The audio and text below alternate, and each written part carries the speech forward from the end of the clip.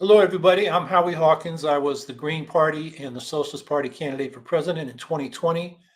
And this podcast, Green Socialist Notes, is about continuing to educate and organize around the eco-socialist program that Angela Walker and I ran on. So today is the 99th day since Hamas's criminal attack on civilians in Israel and the beginning of Israel's genocidal war on Gaza. And of course, war crimes by Hamas do not justify war crimes by Israel. Today, millions of people in over 120 cities around the world are marching for a ceasefire in Gaza. And as we speak, there's a major demonstration in Washington, D.C. It was called by the American Muslim Task Force on Palestine, a coalition of Muslim groups, and it has three demands. First, an immediate and permanent ceasefire in Gaza. Second, stop the unconditional U.S. funding of Israel's genocide against Gaza and the occupation of Palestine. And third, hold Israel accountable for war crimes committed against the Palestinian people and their continuous violations of international law. These are good demands that we should support. I know that Jill Stein and Cornel West are speaking at this demonstration. I looked into the live stream. For the first couple of hours, it was speakers from these Muslim groups. I don't know when Stein and West will come on, but you can find it online and check out what people are saying. There's other things going on. There was an emergency summit on Gaza this weekend, hosted by Rainbow Push in Chicago. They had an online session yesterday, which is online. We'll put the link to that in there. Speakers included Reverend Jesse Jackson, James Zogby, who founded the American Arab Anti-Discrimination Committee and the Arab American Institute, Peter Beinart, who has been a commentator on the Israel-Palestine question. Cornel West was there. It's a 6-hour-long summit, so you can scroll through and listen to the speakers you want if you don't have 6 hours to spend, which I don't think many of us do. But that was indicative of how many people and how many organizations are concerned about this war in Gaza. And I hope you are doing what you can to end the war on Gaza. If you might be at that demonstration in Washington and listening to this afterwards. If not, there's plenty of things you can do. Letters, I keep saying this, letters to the editor, op-eds, we got to keep speaking up, and it does make a difference. And what I think we should be doing is pushing the U.S. to join the international community in forcing Israel and the Palestinians into a peace process toward a political solution. And international pressure is key because right now the leadership on both sides are right-wing ethno-nationalists who are preventing a peace process and a political solution. And we can't let these right-wing ethno-nationalists hold world peace hostage to their reactionary agendas. But the U.S. is the key player because it has given Israel so much military and diplomatic support as it perpetuates its policies of occupation and apartheid and now ethnic cleansing in Gaza, and also in Jerusalem and the West Bank. And of course, a lot of the money for the Palestinian Authority has come from the United States. So the U.S. has leverage, and it's got to change its policy, fundamental change. So it truly supports national self-determination for both national groups that are living on the same land there between the river and the sea. And they need to, we need to force them to get together toward a political solution so both national groups can live together in peace with equality. And whether it's a one-state, a two-state, a confederation solution, there have been lots of models. The point is to get them talking and, not let them come out until they come out with a political solution. Otherwise, this thing that's been going on, this conflict that's been going on for really a century is not going to end. And this week, South Africa, well, they started it on December 29th, took an important step by bringing the charge of genocide against Israel to the International Court of Justice, which is the United Nations Court. It's also called the World Court.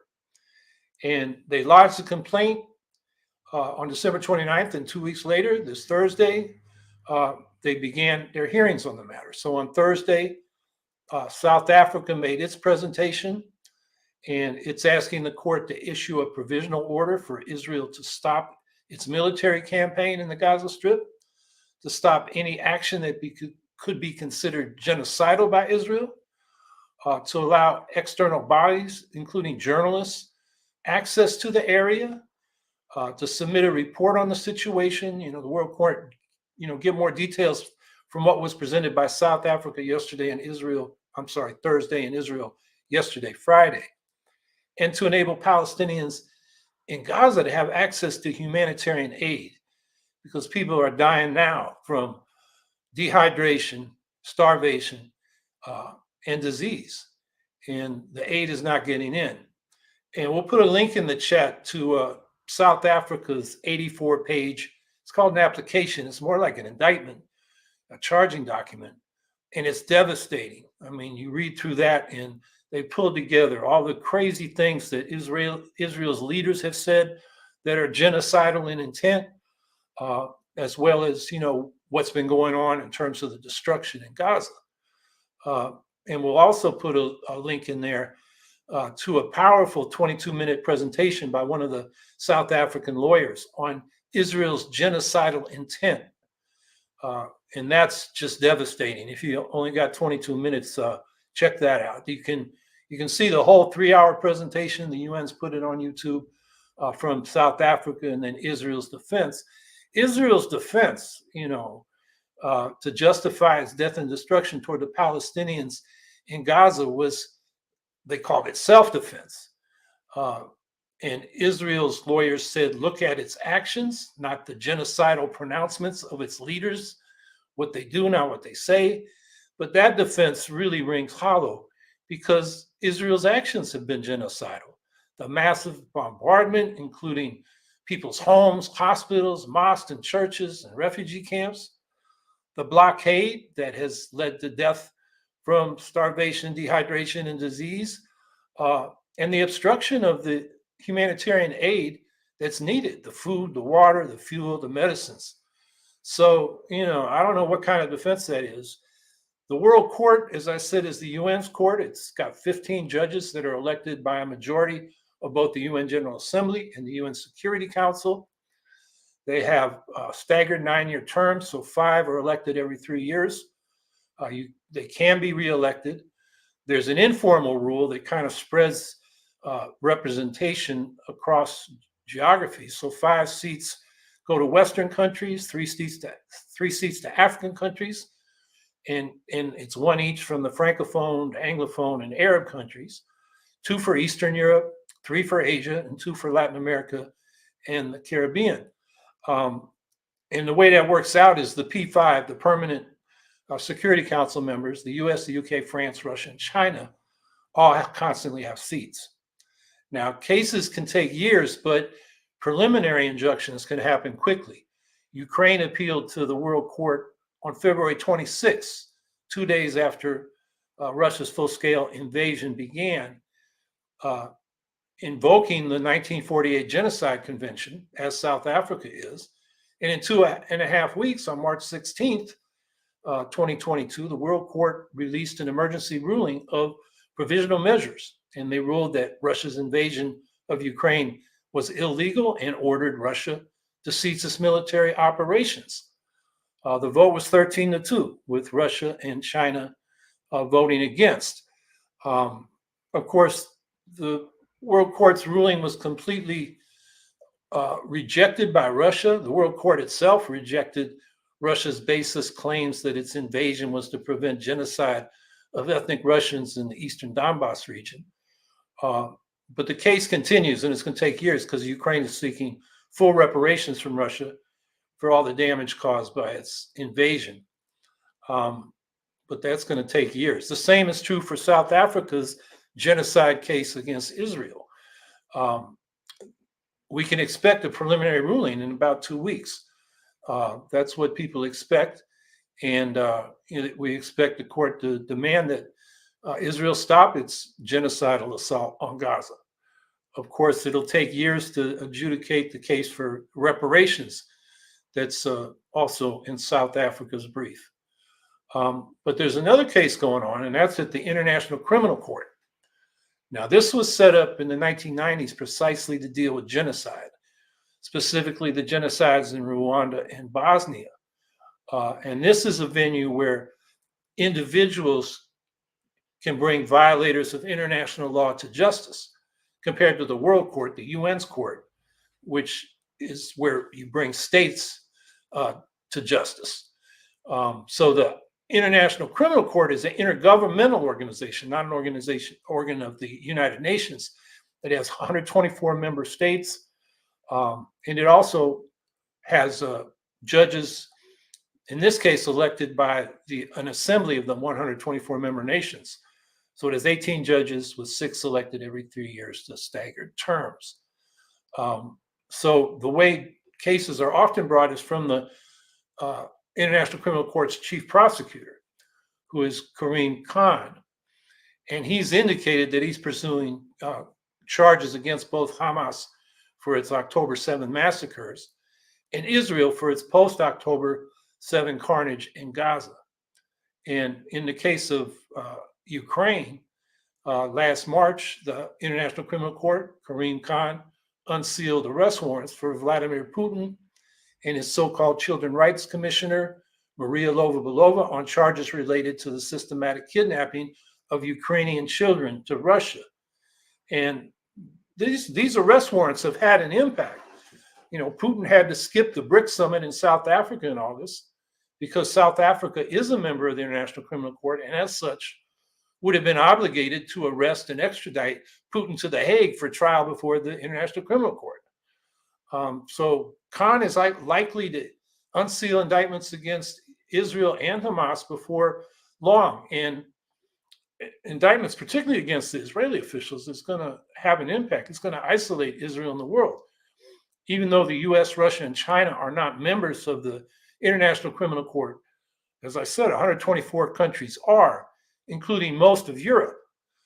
So indictments against senior Israeli officials will end the ability of Israeli officials under indictment to ever visit any of those countries that are a member of the ICC, including most of Europe. So that will have a real impact in isolating Israel diplomatically. The impact on Hamas will be less consequential because it's already isolated, because many of these countries consider it a terrorist organization. There are already sanctions against them. But meanwhile, coming back to the US, Biden is just getting played by the Israeli far right, like he is by the Republican far right. He seeks accommodation and compromise with Netanyahu, like he does with the Republicans, who all want Trump elected. These are not his friends. And now it looks like Biden may be doing the same thing with Putin, who also wants Trump elected. There are lots of reports about back channels from the US administration to Putin to force Ukraine into a land for peace deal that sells out Ukraine. And now we're in the situation where the $61 billion in aid to Ukraine is stymied by the Republicans in the House. And I don't see a way out of that. We're more likely to get a government shutdown because the hard right in the Republican Party, they don't even want Biden to get any legislation through. It's all about the election and not about, what's good for America or anybody else in the world.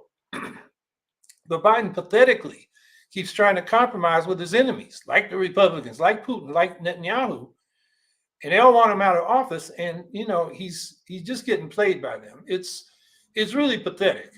And Trump is worse than Biden, but Biden is his own worst enemy. It's just unbelievable. The other thing I want to talk about today is COVID.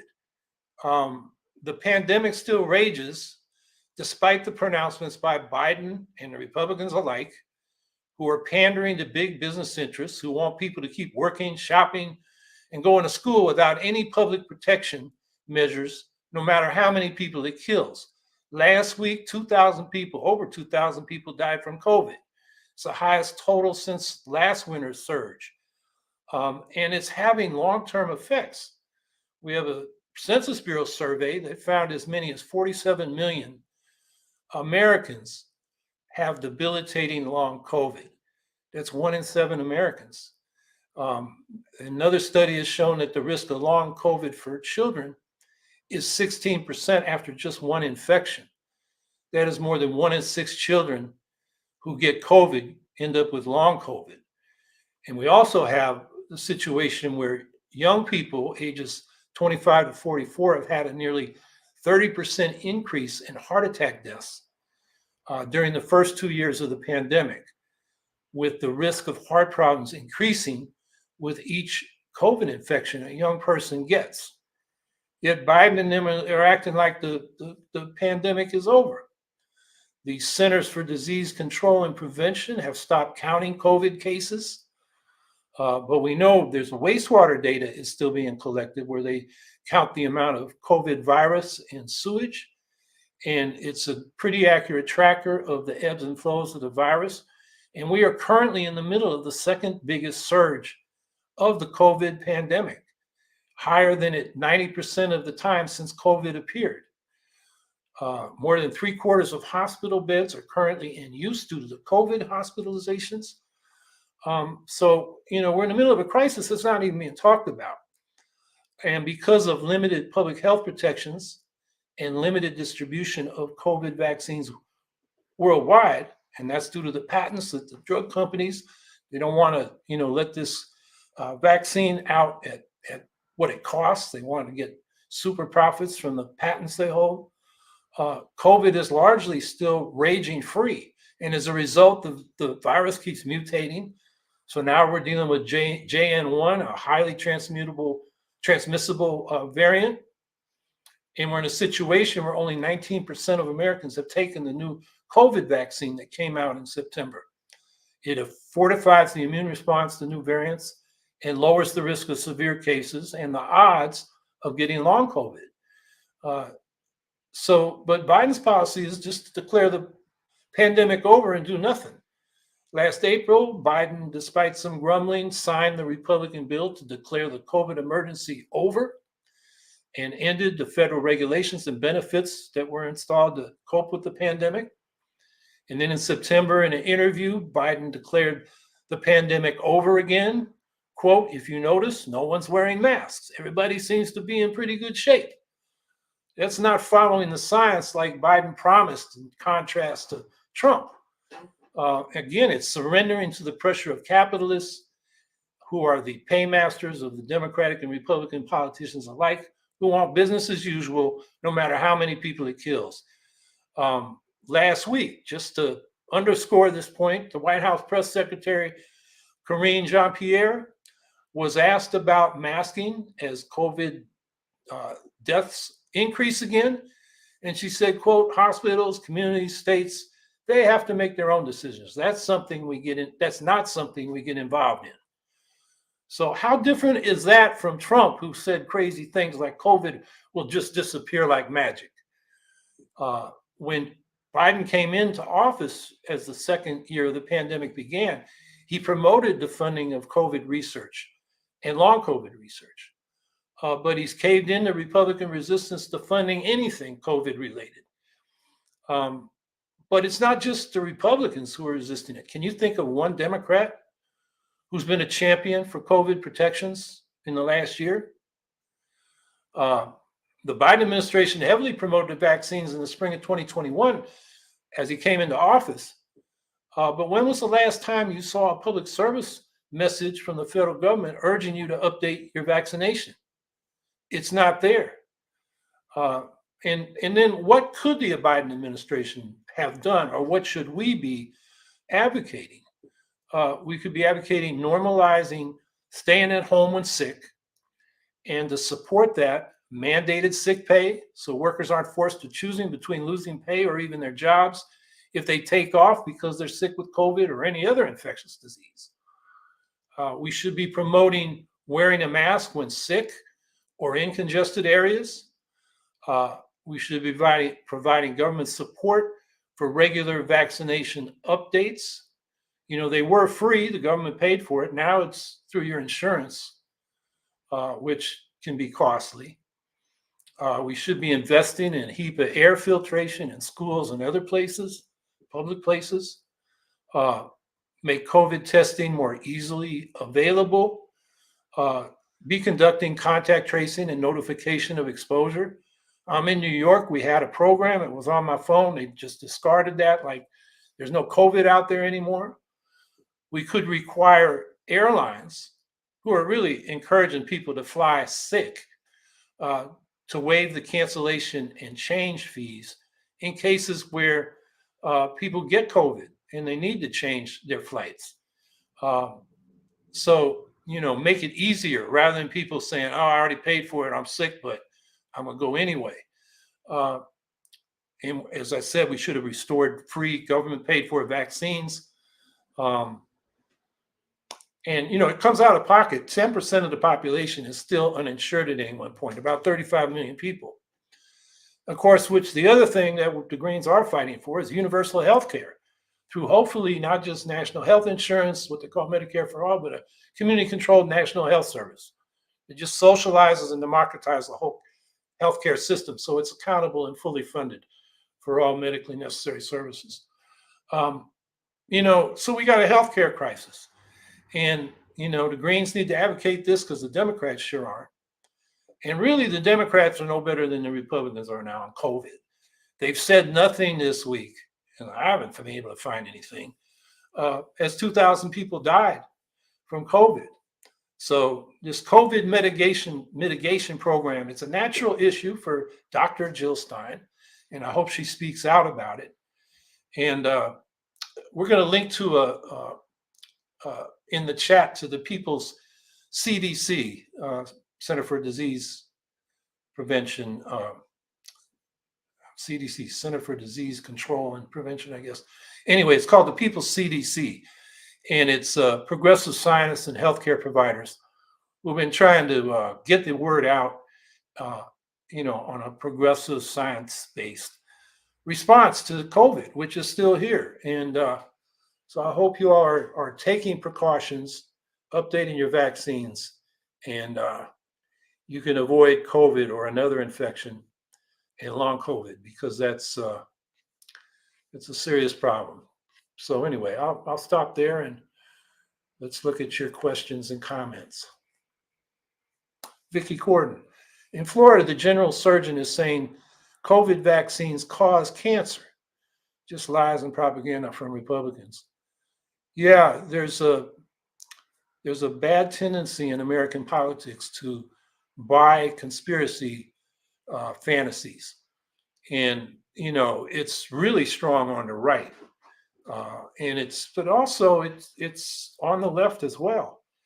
And I think part of the reason is we don't have a socialist left with a class analysis of the power structure and the sources of our social problems. So people fall easy prey to conspiracies that blame a cabal of evil people without a lot of evidence, but it's just the kind of explanation that people fall for.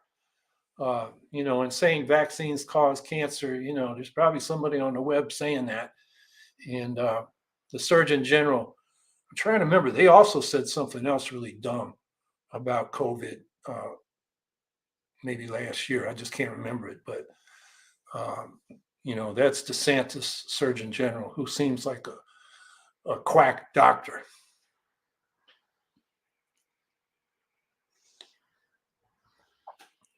Amy L. Sachs, bad weather here. Yeah, I think much of the country. Probably not many protesters out, but there have been earlier and probably will be again. I'm not sure where here is. When I looked at the Washington demonstration, people were bundled up, but I didn't see the snow swirling, didn't see the wind being particularly strong. So hopefully that didn't deter people. The live stream did some scanning of the crowd, but only, pretty close to the stage. So I didn't get a sense of how big it was. But I do know the New York Times reported that it was happening this morning. So that in itself, the administration and Congress knows because it's part of the news, which is good. They need pressure from the people.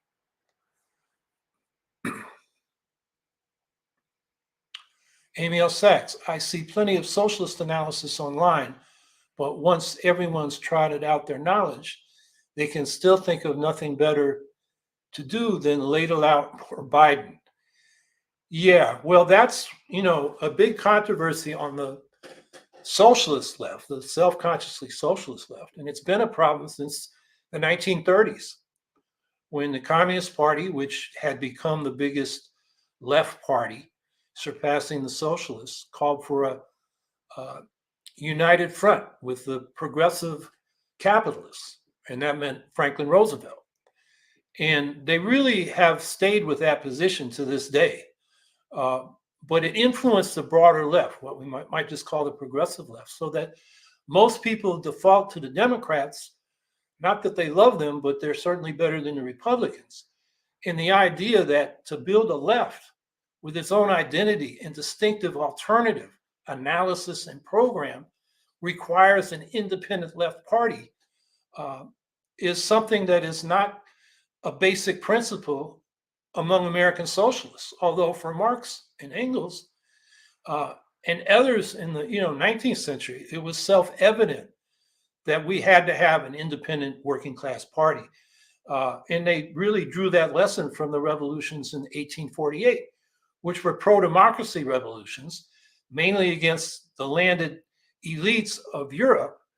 And they were in coalition with the rising bourgeois or capitalists or business class who wanted the franchise as well.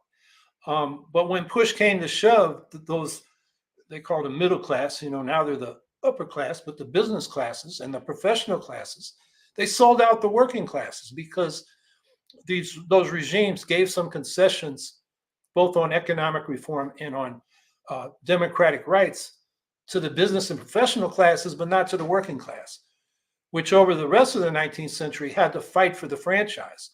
And by the end of the 19th century, in much of Europe, they got it. So that was the lesson of 1848 that Marx and Engels drew. And, socialists across the board, whether they were Marxists or not, had the same conclusion. But in this country, especially since the 1930s, socialists, DSA is, the biggest socialist group, and, they are committed, at least as a national organization by their policies, to supporting socialists or just progressives inside the Democratic Party. And they give lip service, we need to build an independent working class party in the long run, but that's not what they do in practice. And so that's been a huge problem on the American left among American socialists for a century now. And it's, one of the reasons I have that ebook, it started out as an article, the need for an independent left party. And it, independent politics by the left in support of, the working class and oppressed was the first principle of socialist politics. And since the 1930s, American socialists have forgotten that. Part of that is due to the fact that we have a, winner-take-all single-member district electoral system, which creates the spoiler problem. But there are ways of getting around that: ranked choice voting, proportional representation, or just in, out organizing the two major parties, particularly in local districts. We've shown we can do that. The Greens have 140 people in office right now. So it's not, it shouldn't be a barrier. The electoral system should not be an excuse for not having an independent party. And what's happened since the 1930s is that the socialist left, which during, the era of Eugene Debs, the Socialist Party, going into the 30s, was a live option. It was part of the national debate. And the socialists were able to put issues on the agenda like, pensions for seniors, Social Security, national health insurance, that's still a debate, protections against child labor and unemployment insurance, all those kind of things. The socialists put that on the agenda. And some of them we achieved in the 1930s and some more in the 1960s, at least partially. So we don't have that independent socialist left that's part of the national debate. At best you get reference to Bernie Sanders and the squad being socialists, but what that means in terms of policy and how distinct it is from the Democrats is not part of the debate in the mass media. And unfortunately, those so-called socialists in the Democratic Party don't do much to distinguish themselves, because what are they saying? I mean, the Squad and Bernie, they all endorsed Biden without making any demands a year ago. So, you know, they are liberal, progressive Democrats, but they're nominally socialists, but they aren't really doing what socialists should do, and that is present a systemic alternative to the capitalist system that's such a problem for us. So, yeah, I think they can do nothing better than lay out support for Biden. You know, that's the problem. There's not a principle of independent politics on the socialist left, and there should be. Zimani, hi. Do we know how many different offices are open to Green candidates so far nationwide, based on the number of states where Greens have ballot access? An actual number could be a galvanizing selling point. They're keeping that. Mike Feinstein keeps an green electoral database, and he's adding names. But you know, the criteria he uses is when they get ballot status. He adds them to the database. So a lot of these formal nominations where Greens do have ballot status are going to happen in the spring or even the summer, and some have already happened. And then in other states where we've got a petition to get on the ballot, you know, it varies from state to state. I mean, the Jill Stein campaign's going to try to do it in every state. In some cases, statewide candidates may be able to slate with her on petitions, but candidates running for down ballot seats are going to have to do their own petitions in most states. And those deadlines start coming in the late spring and then very rapidly in July and August. So what I'm saying is that number will be much bigger than what we can document now. And so it is a number we should be promoting, particularly because one of the arguments against this is, you know, why do the Greens always run for president? Why don't they run for lower offices? And we do, but it doesn't get the publicity, even from the Green Party, that it should. And so I think you're making a good point.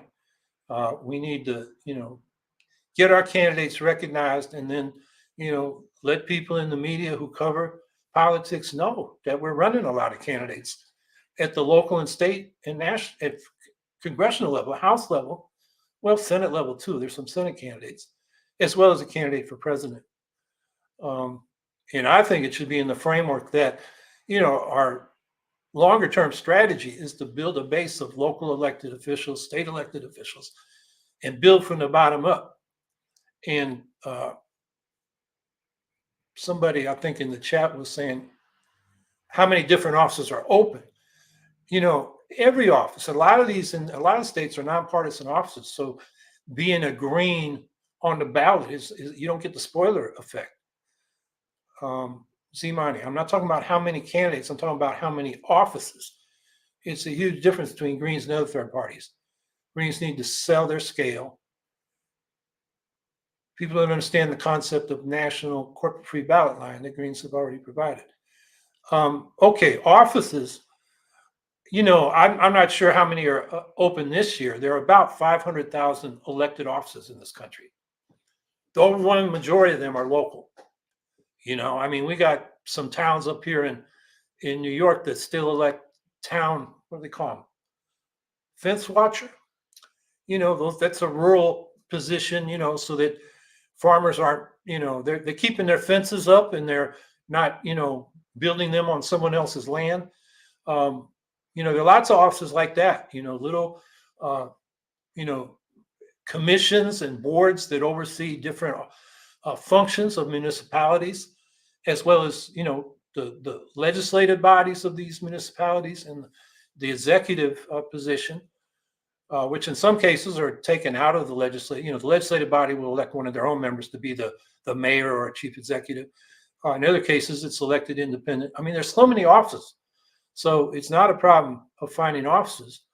And I think, you know, Greens should spend a lot more time looking at those offices and seeing which ones they have people that would be good fits for and getting them elected. And yeah, corporate free, that's, We don't take money from business interests that are spending their money on elections because they expect a return. This is hugely popular across political divides. The public is clamoring to know which candidates aren't bought. Yeah, I think you're right about that, Zimani. It's something, the Greens can tout, and if we had a lot more candidates, it would make our case a lot stronger. With the coming spring bringing an increase of organizing and ballot access activity, what should Greens be doing right now in the winter to prepare for spring organizing? Well, again, it's going to vary a lot from state to state. There are a lot of states where, in fact, the majority of states, the petitions can begin now. There are only some states that have a start date that is, some of them are 2 years before the election. Some of them have no start date. So these petitions can be started now. And Greens are doing it. I know they're doing it in Missouri. They've got enough signatures in South Dakota, but they're getting more because the deadline is later on. Now, it's easier to petition in, Alabama at this time of year than North Dakota, where it's, can be very cold. So again, that's why I'm saying you have to strategize each state differently. But in most cases, the petitioning can begin now. If it's, the weather's too bad to get out there and try to get people to sign signatures, you can, get people signed up to do petitioning, to make pledges of how many signatures they'll get. So that's one thing. I think another is, we can be speaking out on the issues, public forums, letters to the editor, news releases. We can do a lot more, I think, in the local at state level to cultivate journalists who cover politics and be an interesting story for them. I mean, one of the things journalists, want is good stories. And Greens, can provide, stories with human interest and color. We can raise issues that are being ignored, like the COVID issue I just talked about, the healthcare crisis, this idea that's becoming more popular among single-payer advocates is like Medicare for all. Is what's the title of that article that appeared a couple years ago? Medicare for all is not enough. That came from leaders and physicians for a national health program. Now they're calling for a national health service, like I was campaigning on in 2020. So, we can always be talking to the people directly and through the media, even if the weather's not good. And then I think, we need to be just strengthening our local organizations. If we're not meeting regularly, get that set up. If we don't have a good database and means of communicating electronically with our members and supporters, strengthen that. We can always use money, some creative fundraising events, setting up, being a dues paid organization and not just association where people can, participate in voting without contributing anything financially. I mean, I think we have too many free riders who are casual. If they're not willing to put in a little bit of money, according to their ability to pay, to support the Green Party, are they really serious? And should they be voting members? I think not. I think, there should be some obligation to support the party financially as well as agree with its principles. And beyond that, to be, a consistent participant. Some locals say, if you miss, meetings for 3 months, you got to wait 2 months coming to meetings before you can vote again. I think that's a good rule, because what we want are a serious core of people who are committed, that are, contributing financially, showing up regularly, following the discussion. If people flit in and out, they're missing, as the discussion within the local organization develops. And, they need to be brought up to speed. And it's a waste of everybody's time to rehash stuff that was already discussed. So that's another thing, when people are coming in for the first time or coming back, you need orientation.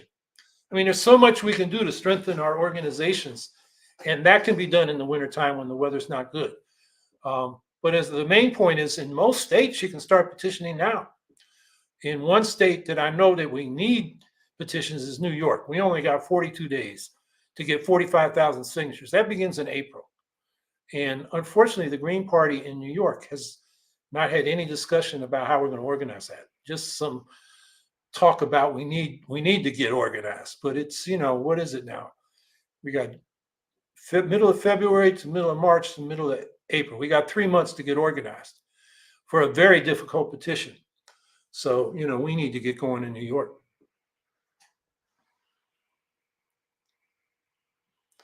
Vicky Corden, here in Florida, a Republican senator is opposing Bill 1780. If anyone says that a public figure is homophobic, transphobic, sexist, etc., one could be sued for $35,000 by the public official. That sounds like, just sounds like Russia. If you criticize Putin or criticize the war, you're what do they call it? They say you can be arrested and sent to prison for undermining the armed forces or disrespecting the armed forces. I forget exactly how they phrase it. That's anti-free speech, anti-First Amendment, anti-American. I mean, but we have laws like that. These laws against supporting BDS against Israel. Something like 35 states have some kind of sanction against even advocating that. So it's a problem. And if anything, best thing about the United States is its freedoms, its First Amendment freedoms in particular. But we got public officials that are willing to dispense with them. And I would expect that from a Republican in Florida.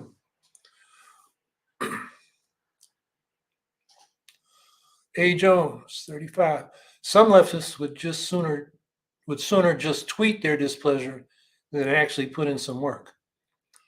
Yeah, I'm not against tweeting, or what do you say, Xing now? Going online, that's part of it, but it's not sufficient. And we got to get off the screens and onto the streets. And that's tweeting is not a substitute for other kinds of political activity that have a much more impact on people. Face-to-face encounters, other forums than Twitter, which is kind of a crapshoot.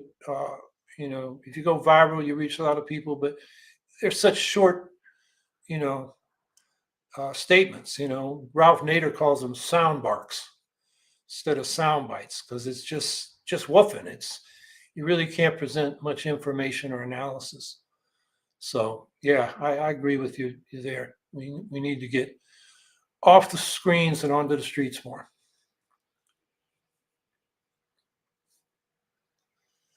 Zimani, you mentioned legislation Greens will introduce in New York State Congress to improve ballot access policies and enable Greens to get on the New York State ballot. What's the status of that? We still don't have a sponsor in the New York State legislature. We're working on that, and I hope soon we do. Unfortunately, it probably won't affect this year, but the next step is to get it on the legislative in the hopper, so then we can build support for it and a coalition behind it. And if we can't get it this year, maybe next year. But that's where we're at.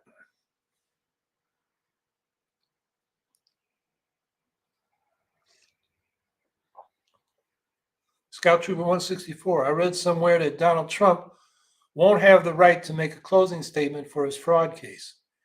Any thoughts about that? Well, he wanted to make a closing statement. The judge put conditions on it. And you said you got to speak to the case and not make a campaign speech. You can't insult the judge or the court staff, things like that. It's very unusual for a defendant in this kind of case to make a closing statement. That's what their lawyers are for. So Trump made that request. The judge set those conditions, and Trump's lawyers said, okay, forget it. And then I think it was yesterday or maybe Thursday, Trump showed up in court and the lawyer said, well, he wants to speak after all. And the judge said, okay, according to my conditions. And Donald Trump started blathering about everything. And the judge, reprimanded the lawyers. He said, control your client. He's going outside the bounds. But Trump, made his campaign speech, and that was that. And I don't think the judge has already ruled he committed fraud. The question now is, how much money has he got to disgorge for defrauding banks? And I don't think he helped himself with the judge by being such an ass. But that's Donald Trump. It was more about, his standing in the public. He just saw this as a platform. So those are my thoughts about that. He asked for it. He didn't accept the conditions. Then he asked at the last minute and broke the conditions and just made his case worse for himself. Ashley R., according to her Instagram Live, how does Jill truly plan to stop Project 2025 any differently than Biden? How many more conservative platforms, News Nation, do she and Cornel West, Hannity need to go on before progressive Greens get a clue that she's compromised? Compromised with a Q. I don't know quite what you mean with you're not saying she's part of QAnon, I guess, or maybe you are. So the question is, how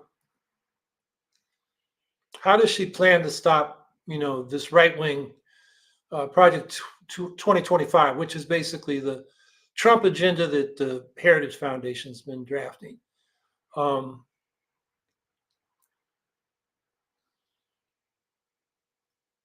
And is News Nation a conservative platform? I don't know for sure. I've seen that she's been on there.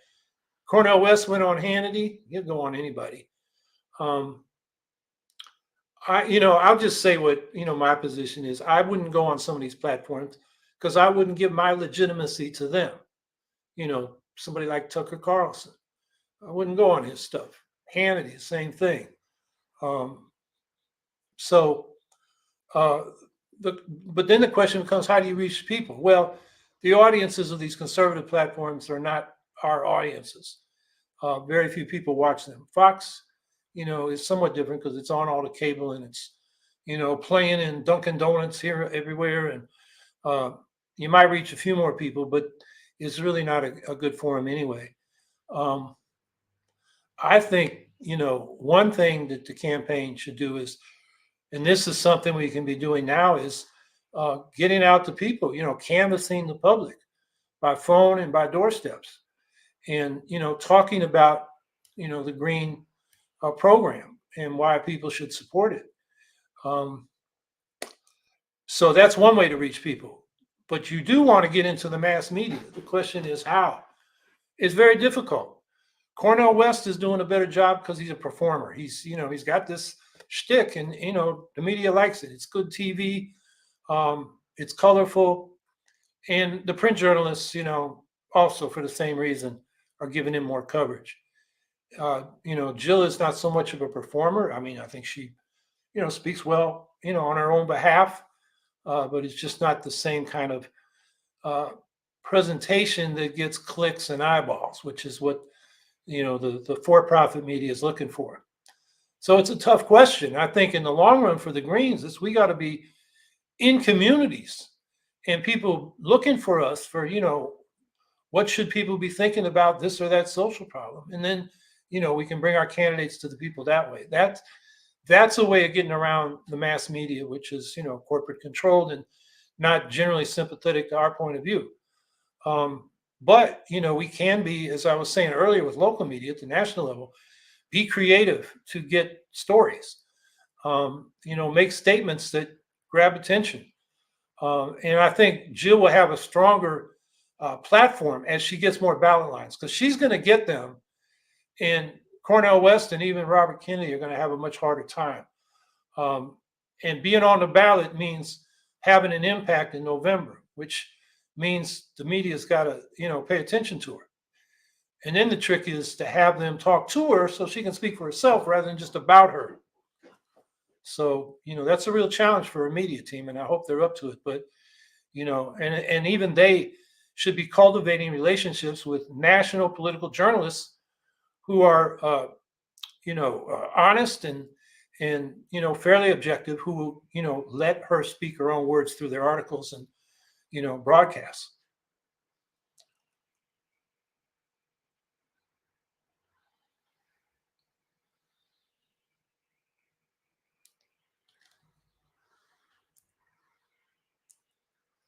Amy L. Sachs, if you can explain the hate radio crowd that they'll get nothing of substance until they let go of their hate.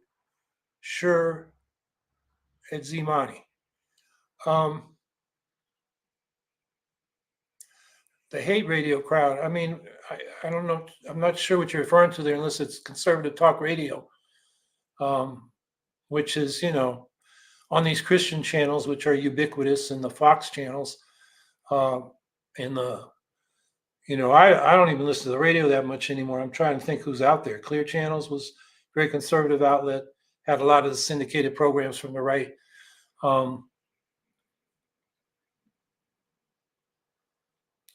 How do you explain to that audience to get nothing of substance until they let go of their hate?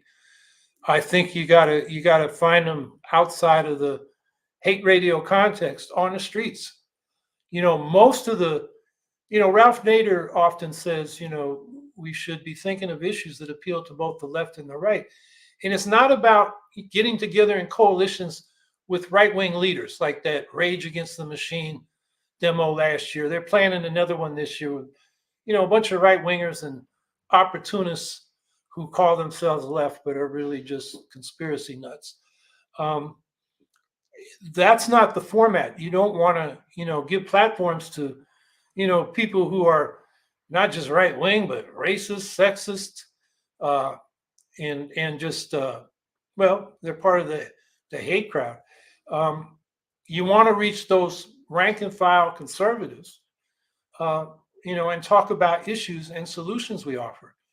And those people are, maybe misinformed by right-wing talk radio, but they're not people looking to be bad or to victimize others. They just think that these right-wingers are offering answers to why they have problems, like it's the immigrants. And so the way to get to those people is, on the street, or in, public forums where, all sides can speak. They show up at city hall hearings like we do, and that's an opportunity to, state your case. And, in my experience, a lot of conservatives come up to me after I speak and, tell me what they liked, maybe what they didn't like, but they're more human in that context than they are, absorbing this hate radio and, hate TV and hate Twitter. I mean, that's not a format where you can have a real dialogue. Whereas, in more local face-to-face context, you can.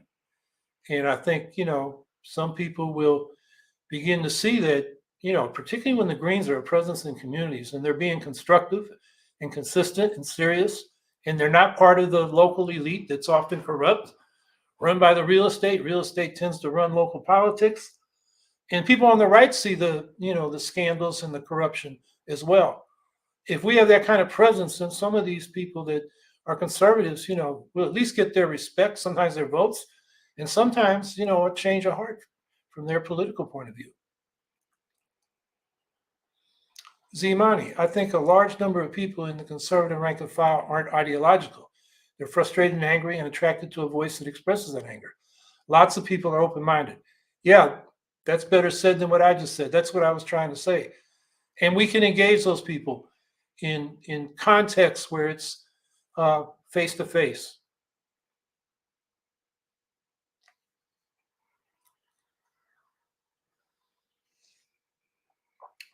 Via email, comments on the Taiwanese elections.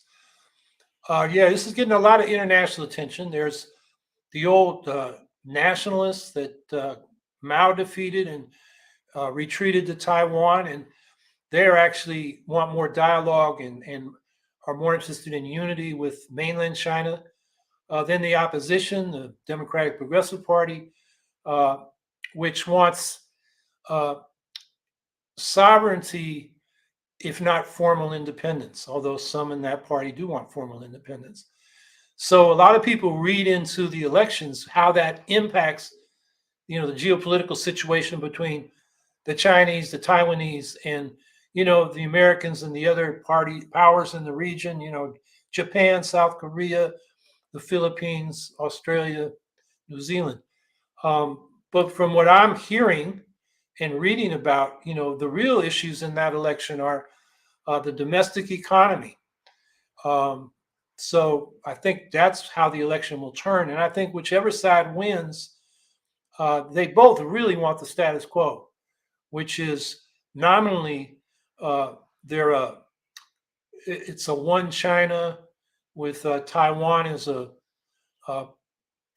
province, but without changing the status quo. That it's a democracy, not under the control of the Chinese Communist Party, and as long as Taiwan doesn't provoke China, I don't think China is going to take military action. If they did, that would be terrible, and it would be, rank aggression. I mean, the one thing the Taiwanese did is the nationalists who retreated after losing the Mao set up a dictatorship, and that went on from the late 40s until really 1996, when they had they had a pro-democracy movement, and they won democracy, and they've had free and fair elections since 1996.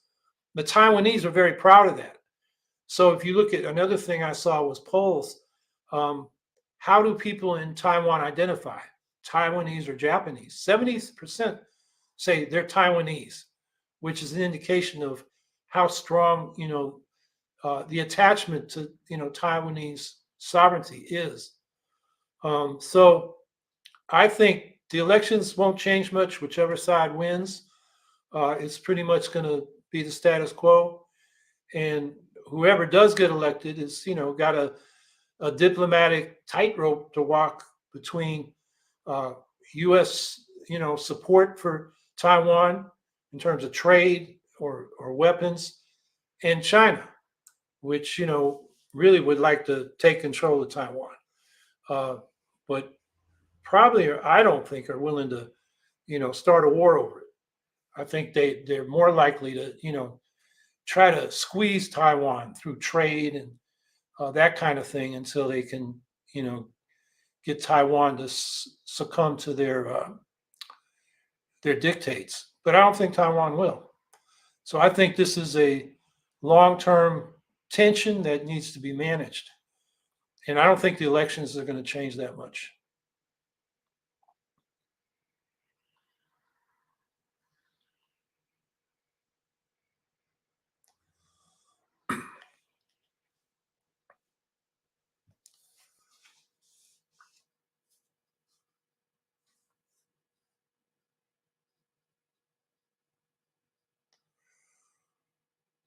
Okay, the pro-sovereignty candidate won. That would be the Democratic Progressive Party that was the incumbent party. So today's Saturday. I thought the election went over the whole weekend, but I know it started at least yesterday. In any case, okay, so I think the status quo prevails, and I think that party doesn't want to provoke China. So I think I don't think there's any crisis about to happen in Taiwan. It's the last thing we need. We got enough going on in the world.